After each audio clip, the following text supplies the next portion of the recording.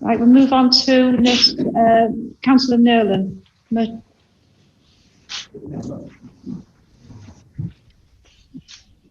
like to have a break at some point. We're going to carry on. Entirely in the gift of the council. Okay. Carry on. Just give me a chance to find my place. Right.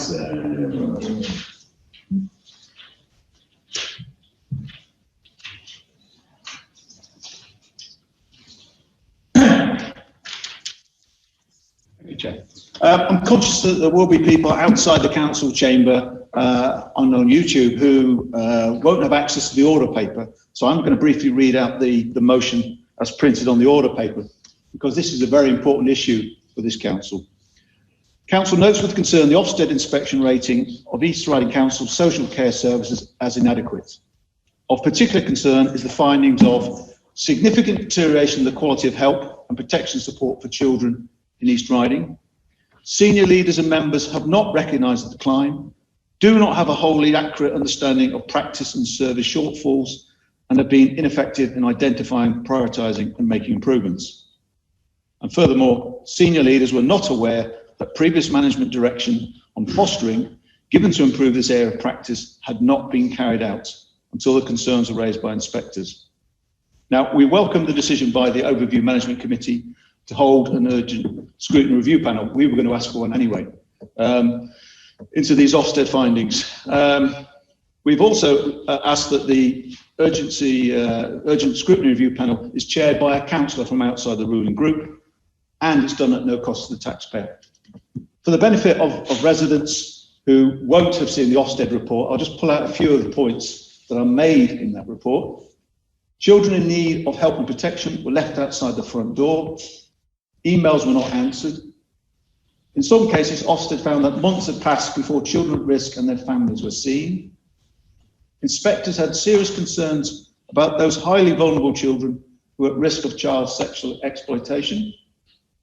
Since the last inspection in 2016, senior leaders and members, councillors, have not recognised the decline. They failed to follow up on the issues that were raised in 2016. Weaknesses at the front door have not been effectively challenged or improved. There is a disconnect between strategic planning and the services delivered. There's not been enough focus by senior leaders on the day-to-day experiences of children receiving help and protection services. In essence, the report condemns councillors for not having a grasp of the issues. And the report concludes, since the last inspection in 2016, when services are rated as good overall, there's been a marked deterioration in the quality of help and protection support for children in East Riding. Services for children in care and the care leavers have remained strong overall. So once they're in the system, we've dealt with them well. But it's the people at the front door who've been left out. And it's the children in need of help and protection where the management oversight and practice is significantly weaker. The Ofsted report says that senior leaders and councillors do not have a wholly accurate understanding of the practices and service shortfalls.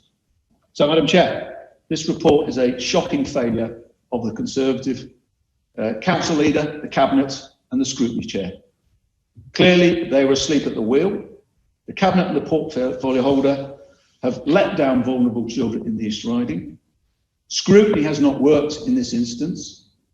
None of these issues are being raised by scrutiny. And we're calling for a review and for it to be chaired by a non-Conservative. We believe that's important because given these failings have happened under the Conservative administration, there should be somebody who's not a Conservative to chair that review panel. Madam Chair. Thank you. So, right, who's Councillor Healy?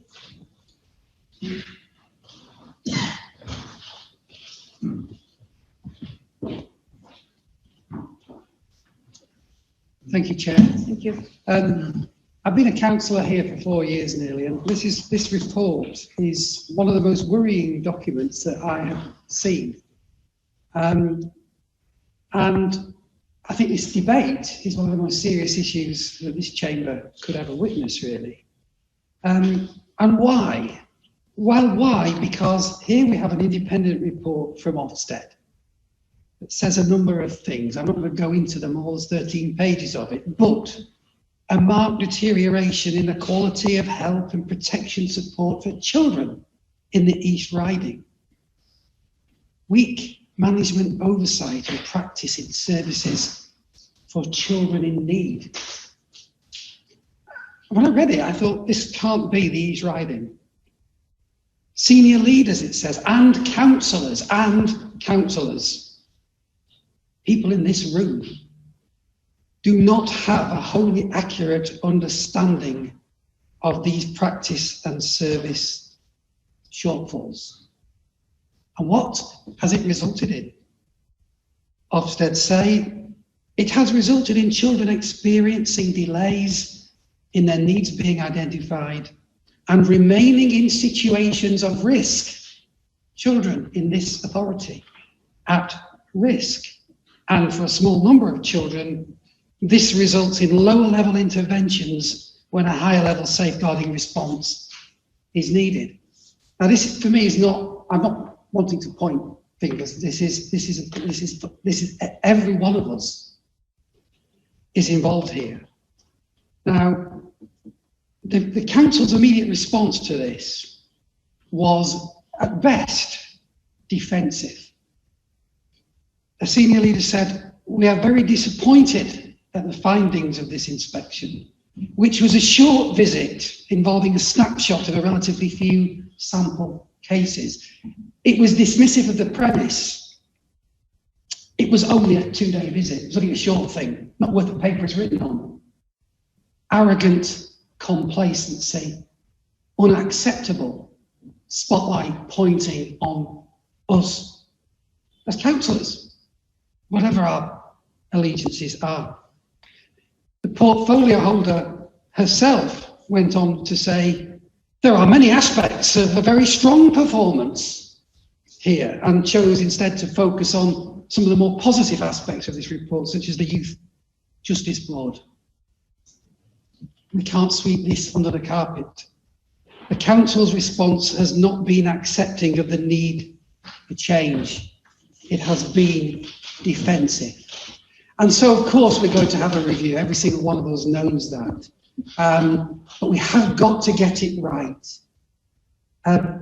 In my opinion, this review must be carried out independently of those councillors whose failings may have put our East Riding children at risk.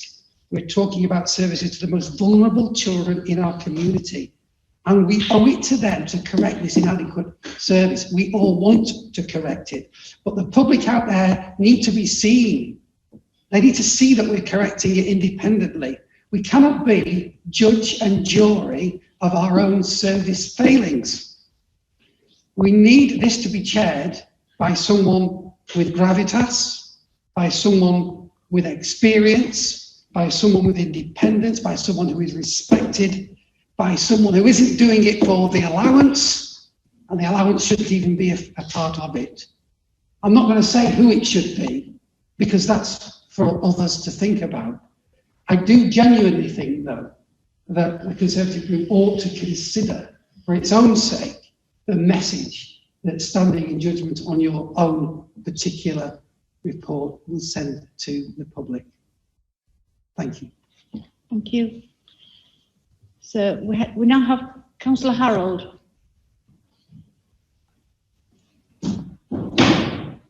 Madam Chair,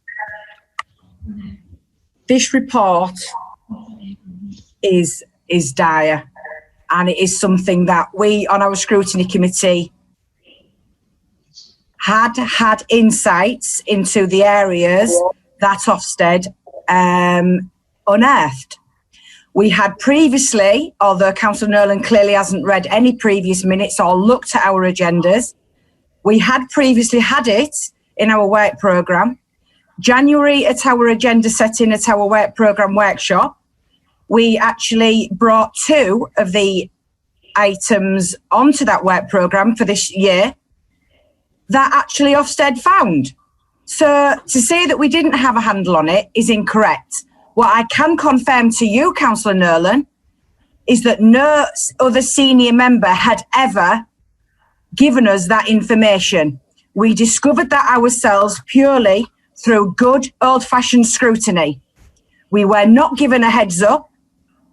We found what we found because we know where to look and we knew where issues were going. When we hear about things like no agency social workers, increase in our looked after children numbers, we automatically know that that indicates that the workload for our existing social workers is increasing. So that was something we knew because of our experience on that committee. Our committee is not just made up of Conservatives, it's also made up of co-opted members and obviously proportionately other members from the council. Both Councillor Johnson and Councillor Sutton sit on that committee, and I would hope they, like me over the last year, have seen and acknowledged that we as a subcommittee had seen these issues, and by Jove, we wanted them back. So if you'd like to look at page 6 of our last agenda, you won't have it in front of you, but you can find it, Councillor Nolan, FYI. And actually on the 21st of October, 16th of September 1st, so let me forget that, we actually look at the front door.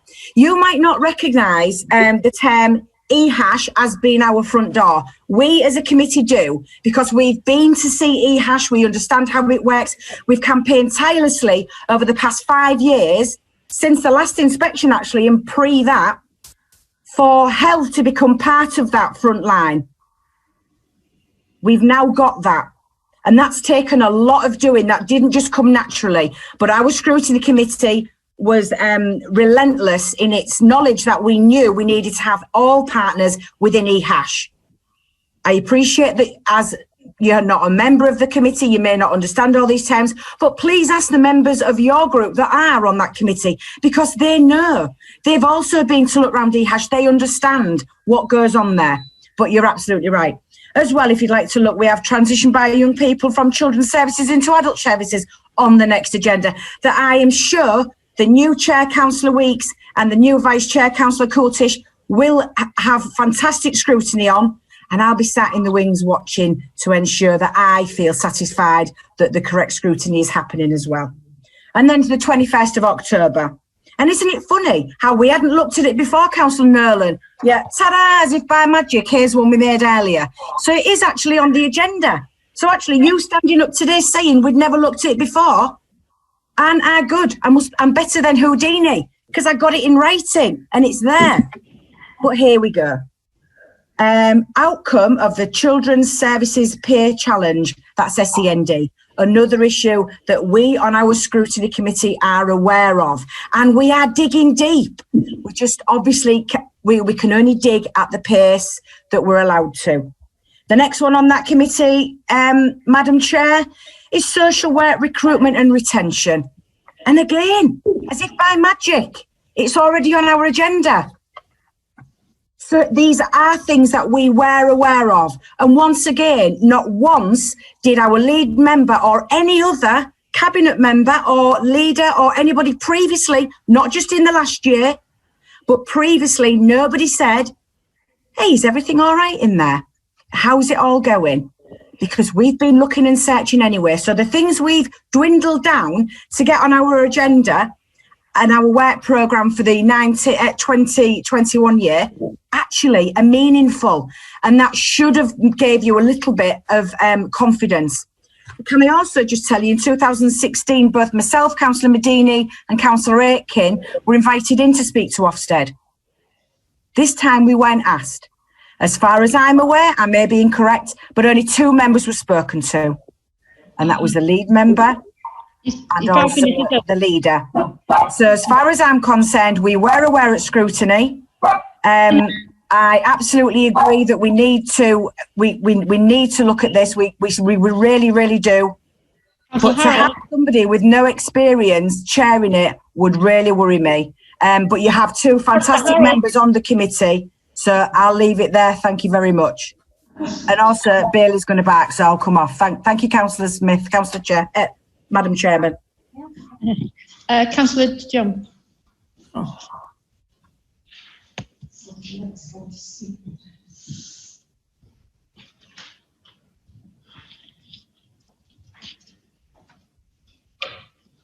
Thank you, Chairman. Just to put the Ofsted report in context, it was written in December 2019. East Riding were consulted and obviously input into the final version, which was published on the 13th of March. There should have been a review panel announced within days. There was no sense of urgency at all. In fact, total silence.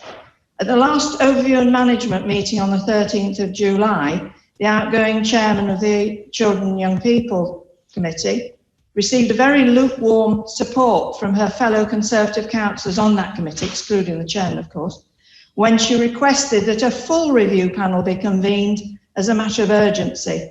At that stage, before she put her foot down, it was suggested it should be fast-tracked. That is farcical for something of this importance.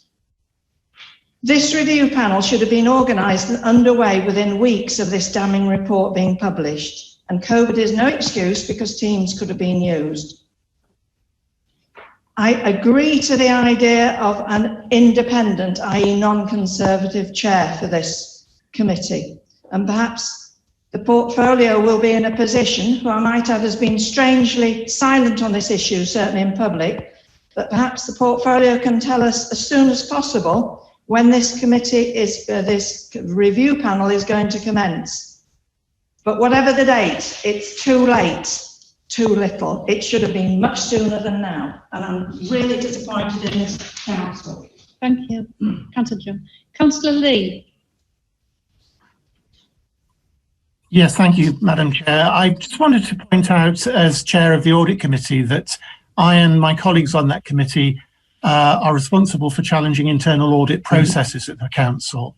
And in that capacity, we asked for Owen Rush, Head of Children and Young People and Education and Schools, to present an update on progress to resolve the issues highlighted in the Ofsted report.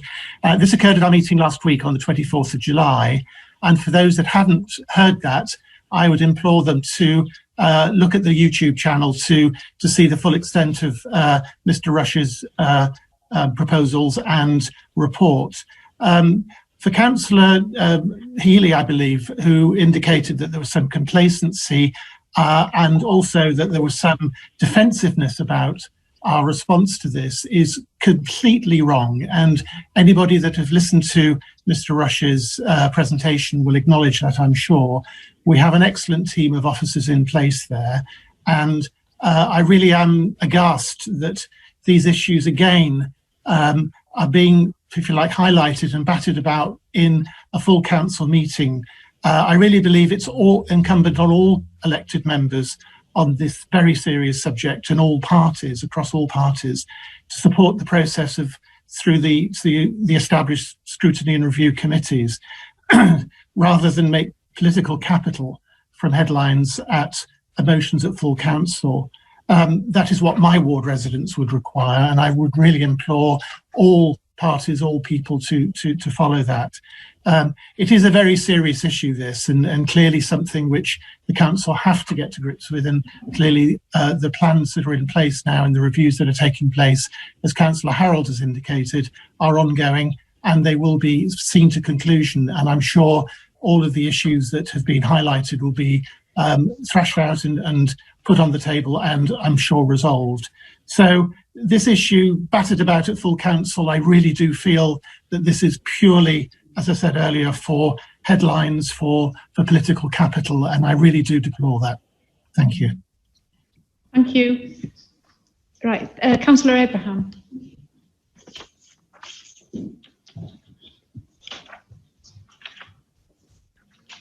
Thank you, Chairman. I'm pleased to have this opportunity to address fellow members on this topic, because it's the first time I've been able to do so since the Ofsted report was published in March, just 10 days before lockdown. And I would appreciate an extension of time if I have not finished my report within that. I'd like to everybody to vote on an extension of time. Second that, Chairman. Yeah. Thank you, Chairman. I couldn't agree more with the motion, in that the receipt of an inadequate Ofsted judgment was extremely disappointing, and I want to stress at this earliest opportunity the commitment of myself, the leader of the council, the chief executive and the senior management team within children's services to bring about swift improvement to return this authority and services for vulnerable children back to where we believe we should be and where our children and young people require us to be. Our response to the judgment was swift and robust, attending to the most concerning issues raised first. This work has strengthened our front door arrangements, introduced a new quality assurance framework, and developed much clearer practice standards that focus on the outcomes we are achieving for our vulnerable children. To set this inspection in context, this authority was previously judged to be good with outstanding services for care leavers in December 2016 by Ofsted in an inspection that lasted 4 weeks. As a consequence of that good judgment, we were invited by the Department of Education to become a partner in practice to assist other authorities that were experiencing some difficulties. We assisted a number of authorities in the Yorkshire and Humber region and gained valuable learning for ourselves at the same time. During this time, our performance data, which is compared regionally and nationally on a quarterly basis, continued to show a timely response for children and young people, that they were seen regularly and that once they were in the system, they are well protected. Under a new Ofsted inspection framework, we were notified of a short inspection in November last year, a light touch inspection reserved for those authorities not considered to have any concerns. This new framework is more of a snapshot inspection, offering an insight to inspectors of a small number of key services, extrapolating the findings to form a judgment. The 3 days spent on site do not allow time to review the broader range of services that support our children and which have consistently reported positively in previous inspections. Whilst inspectors did not find any child to be unsafe and identified considerable strengths in the services for children in care, care leavers and early help, they did identify weaknesses in service arrangements for children in need of protection. Their conclusion in relation to this area of work caused them also to question the line of sight between the front line and senior leaders. We recognise that the service needs to refocus so that there is a reliable line of sight to the quality of the work at the front line. A further area of concern was our front door to children's services, or the Early Help and Safeguarding Hub, EHASH for short. We have traditionally taken some pride in the breadth and extent of the offer that can be accessed through the children's front door. We often refer to this service as the golden number and promote its use widely. Indeed, member colleagues on the Overview and Scrutiny Committee have promoted the number in this chamber on a number of occasions. An unintended consequence of this approach has been an ever-increasing growth in requests for social work services where other support options may be more appropriate. Contacts to the children's front door have grown exponentially over the past 4 years, and whilst colleagues there have worked tirelessly to respond to the demand, the system has become overwhelmed. Over 15,000 contacts are made to the front door annually, of which 3,000 warrant a social work assessment. That means that 12,000 contacts have to be considered by EHASH and redirected. A review of the front door was underway when the inspection took place, but the outcome of the inspection has acted as a catalyst to accelerate the necessary changes, which involves extensive communication with other agencies about appropriate thresholds and other routes to support for children who do not belong in a safeguarding process. In no way, though, is this review intended to discourage members of the public from reporting concerns via the golden number, as those contacts from the community are vital. As a service, we have taken time to understand the depth of these weaknesses as soon as the judgment became known to us. We have engaged external partners to provide scrutiny and support and undertaken a wide range of internal activity to better understand how we need to improve practice and outcomes for children and young people. But the outcome of an inadequate judgment, whilst not in the most serious category of requiring formal intervention, does mean that the DfE has appointed an independent advisor to work alongside us on our improvement journey.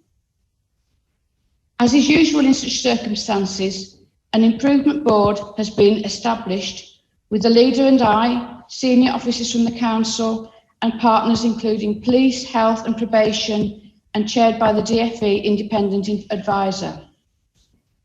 Informed in part by the above analysis, the board has approved a programme of improvement and development that goes well beyond simply fixing those issues identified by the inspection.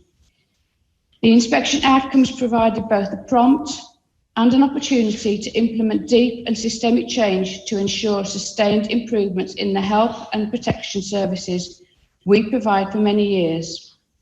This is an approach which has been warmly welcomed by the Department for Education, supported by the independent advisor and commented on positively by Ofsted.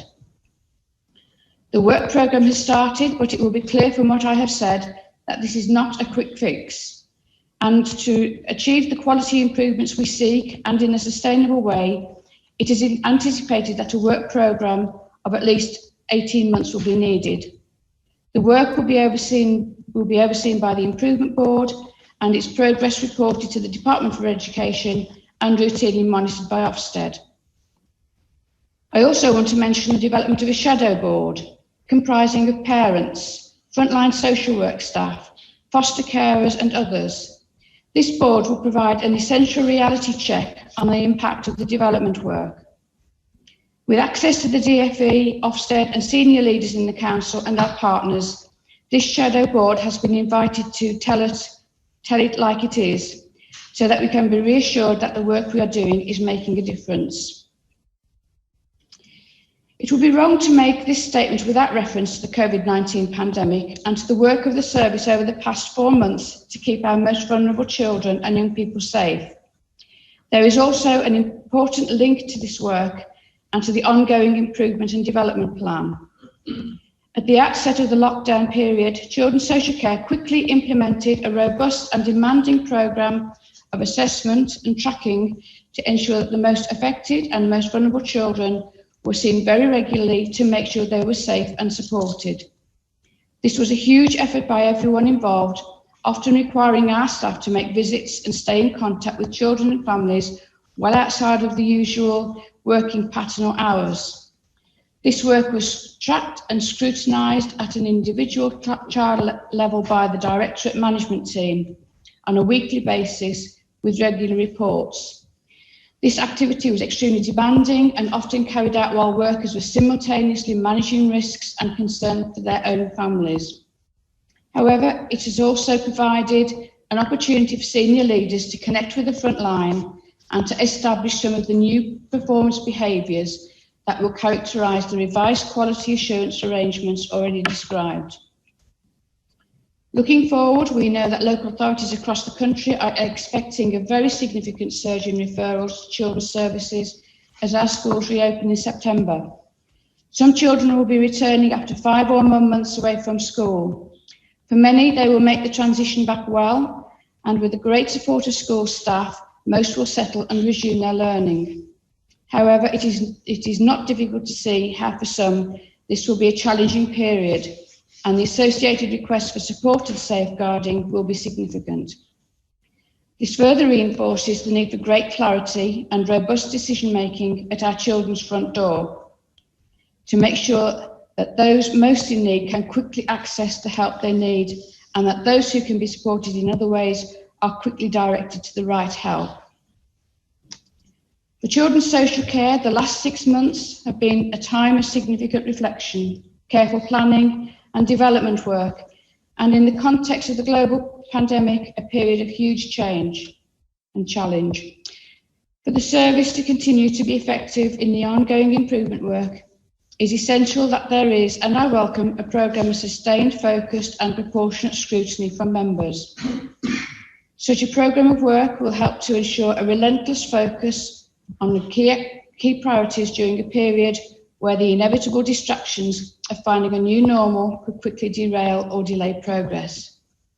This approach of a programme of scrutiny running in tandem with the improvement and development work, reviewing progress at key milestones along the way, would provide a clear line of sight for our members on the progress, barriers and risks, and would demonstrate to our community the DfE and Ofsted a commitment to transparency and deep change. As to the timing and the format of that scrutiny, I'm sure you appreciate that as lead member, I don't have a role in scrutiny, so Councillor Jump, I can't answer your question there. So finally, I would like to point out the selective nature of the comments picked out of the Ofsted report by the opposition leader in the motion, and that in particular relating to fostering. The comment quoted actually relates to private fostering, which is where a child up to the age of 16 lives with families or distant relatives away from their home for a period of time exceeding 28 days. Private fostering can also include where a young person travels to this country to study for an extended period, maybe on an exchange visit or to learn a language. Arrangements are made privately, but there is a duty to inform the local authority if it is to extend the 28-day limit. In the case of our private fostering arrangements, at the time of the inspection, it related to just 2 children. I would not want members to be under the misapprehension that Ofsted found any fault with our fostering service for looked after children, which was highlighted as a continuing strength in our report, along with adoption services, corporate parenting, children in care council, services for care leavers, the virtual school, the quality of the work put before the courts, the political support, and the continued investment in children's services by this Conservative-run council. All of this is recognised by Ofsted as improving the life chances for our children in care. Those of you that have taken the time to read the report in full will recognise that this is a report of 2 halves. The independent advisor commented at the last Improvement Board meeting that he is impressed with the determination of the director and I to get the service back to good, and I can assure you that it is our intention that the next inspection report will not be in 2 halves, but will be consistently good throughout. Thank you, Madam Chair. Thank you. We have Councillor Temple.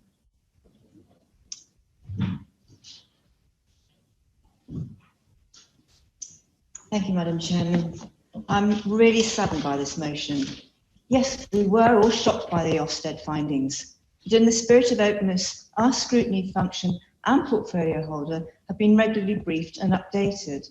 And I'm sure the previous chairman of Children and Young People is shouting at the screen, because even in the pack in front of us, it shows that on page 126, 18th of March, Councillor Jump, Councillor Harold, the chair of the Children's Scrutiny Committee, recommended a review panel be set up, which was recently confirmed by Overview Management. So it's hardly not in time.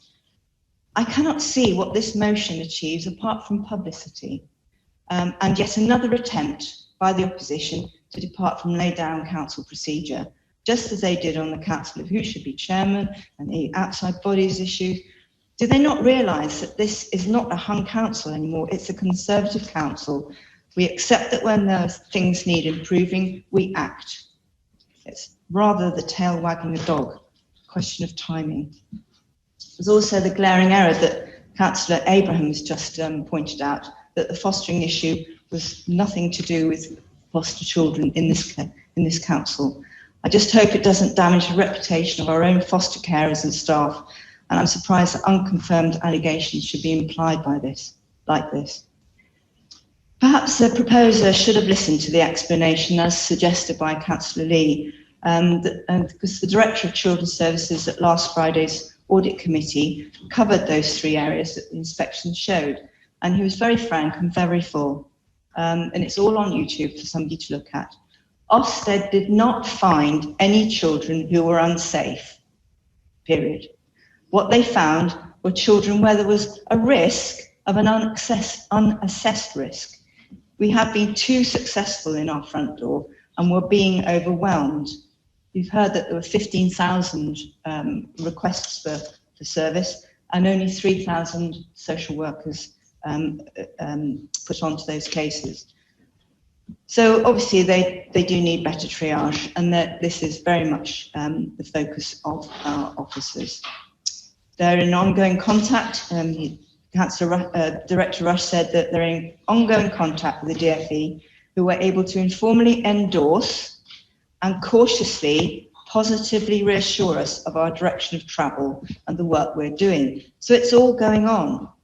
It was not a very serious failure, he said, and DfE advisors are working alongside. They've had 3 visits so far and reassurance on their early steps. He also said that some sustained scrutiny at various points would be useful to ensure they're on track, and would welcome any level of scrutiny, but interim reports would not be available until October, January and next summer, with a re-inspection at the end of 2021. So this motion is clearly mistimed and quite frankly irrelevant. I move refusal and that we now go to the vote. Thank you. I have Councillor A. Sorry, we've had a move to go to the vote, so I don't know if there's a seconder for that. And if we've got agreement from everybody to move to the vote. Do I get a right reply? I think you do under the Constitution, just let me check. So I move the motion.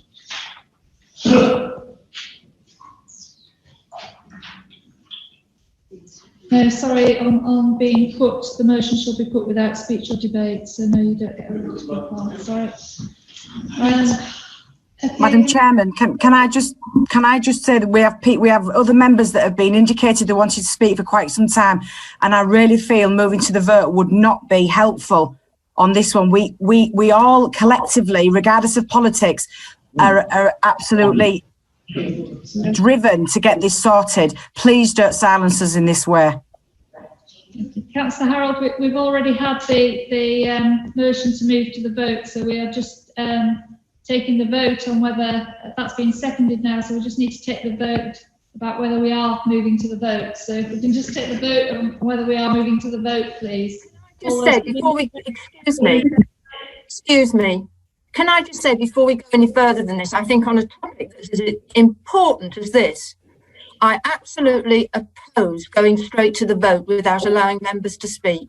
If there was only one person's hand up, when I put my hand up to speak, there was only one blue hand showing. So the sudden flurry will have been in... there were more there, Councillor Temple, and if you like, I put mine there now as well. The only one I could see was Councillor Medini. Sorry, we've had a chairman. So,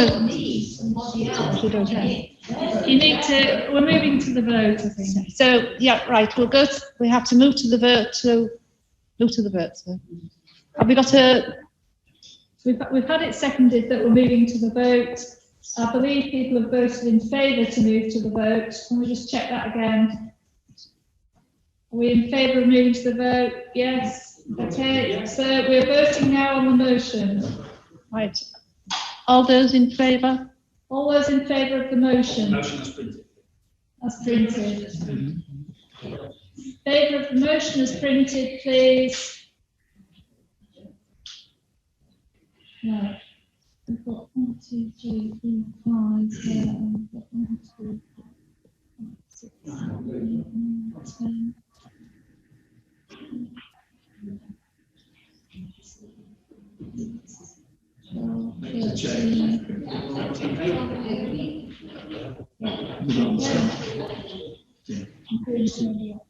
Okay, and all those, if we can clear the hands on Zoom, please. All those against the motion?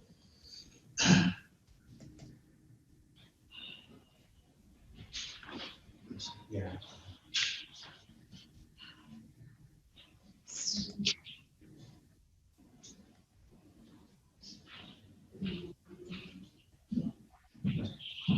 And then if we can just check if anybody's abstaining, Chair. If we can clear the hands, thank you. Anybody, any abstentions?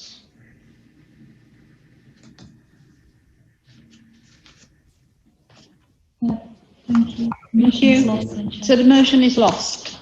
Thank you. Score.